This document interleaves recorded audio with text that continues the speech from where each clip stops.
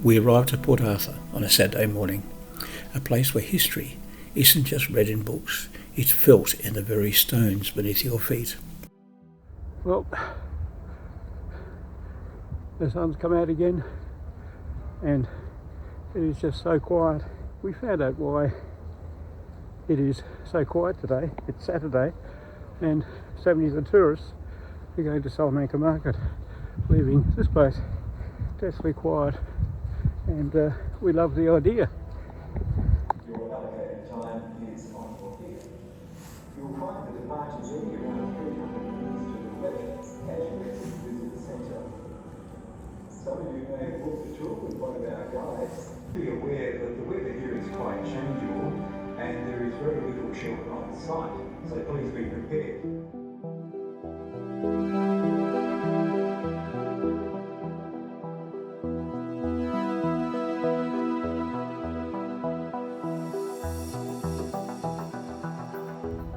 Port Arthur on a very wet, cold, freezing day.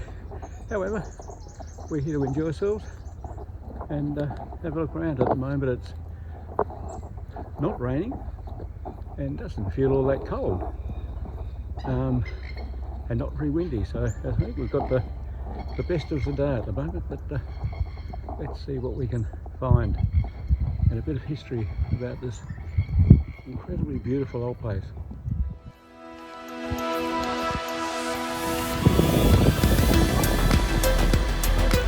Now the rain's come. Oh well. In 1830, Port Arthur was established as a timber getting camp, utilising convict labour to produce sawn logs for government projects. The original convicts were largely transported from Britain for crimes ranging from highway robbery to petty theft. But there were also men from other European nations. The strict system focused on labour, stone cutting, brick making, farming and fishing. However, it's crucial to remember that this was a system designed to punish, not rehabilitate. As we walk amongst these buildings, imagine the sheer scale of the operation here. From 1830 to 1853, over 3,000 convicts were held here. The buildings you see, the governor's residence, the courthouse, the chapel, were designed to reinforce the authority of the British Crown. The small cramped cells of the Black Triangle offer a stark reminder of those horrific conditions. The Commandant was Port Arthur's most senior official. A residence befitting this rank and position was erected on high ground in 1833 and grew substantially over the years of occupation. The Law Court served as home to the rules and regulations of the settlement. It was here that the rules were outlined by the clerk of the day and where punishment was ordered if a convict broke the rules. This building was originally constructed as a flour mill and granary in 1845. The mill was converted into a penitentiary between 1854 and 1857. The lower floors of the building housed 136 separate cells. The ground floor housed the men in heavy irons. The first floor, those in lighter irons. The building was devastated by fire in 1897, leaving only the masonry walls and barred windows behind. A large-scale conservation project was undertaken between 2012 and 2018.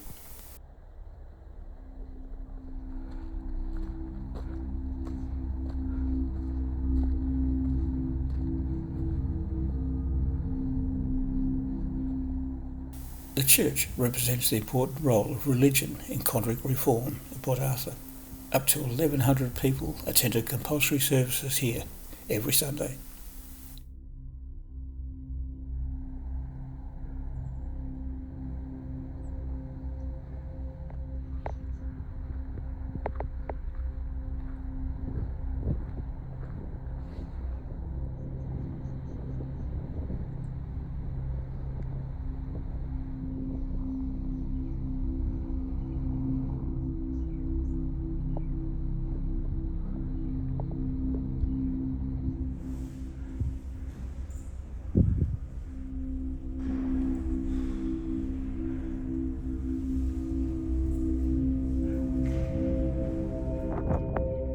Moving on from the church, let's pause here to consider a profoundly different aspect of Port Arthur's design, the separate prison.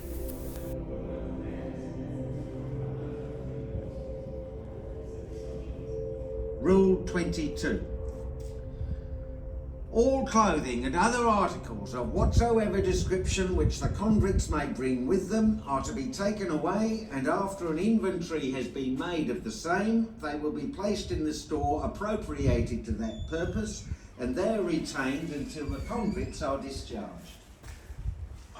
Opened in 1840, it represents a radical and ultimately flawed reform.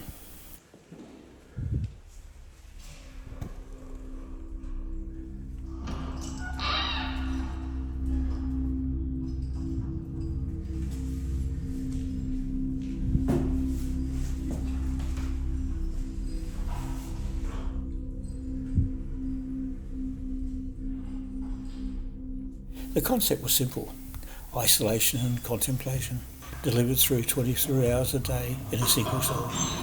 Imagine the sheer psychological impact of this experience. It was a place where convicts were stripped of all human contact, allowed only 1 hour a day for exercise, alone, within a high-walled yard.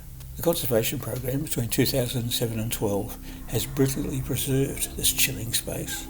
The building of the separate prison was a testament to the attempts to find a way to bring order out of chaos.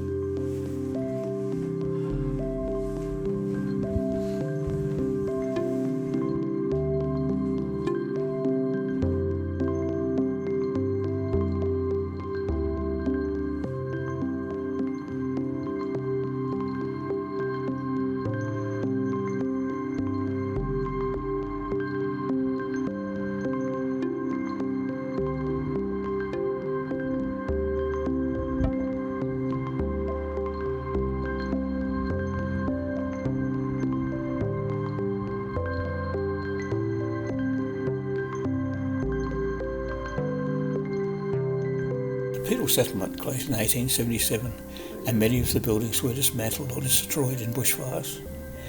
In an attempt to erase the convict stain, renaming settlement to Carnarvon is a poignant example of the enduring legacy of colonisation. It wasn't until later in the 1920s that some convict period buildings were recognised as museums, hotels and shops, and the settlement was once again named Port Arthur.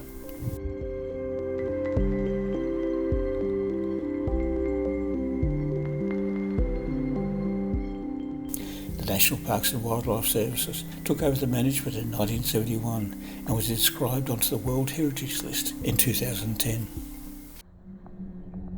On Sunday, the 28th of April 1996, a tragic chapter was added to Port Arthur's history when a gunman took the lives of 35 people and physically wounded 19 others in and around Port Arthur Historic Site. Within days, employees, community members and state and national governments were working towards reopening the site to visitors. As a side note, many Tasmanians have never, like me, returned to visit Port Arthur after the massacre, but I'm happy now to revisit.